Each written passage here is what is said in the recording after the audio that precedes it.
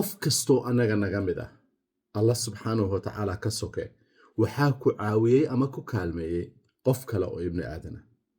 kaalmada ugu badan ee qofeed waxaa aniga ii geystay ama igu kaalmeeyey ilaahay subxaana watacaala caafimaad iyo cibri dheer iyo cibaado suuban allaha siiyo hooyaday macaan laakiin dadyow badan oo ka badan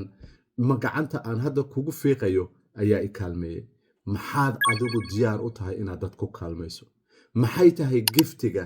ama abilityga ama hibada alla ku siiyey ee aad u haanayn karto ama u reebi karto bulshada inteeda kale si aad ugu kaalmayso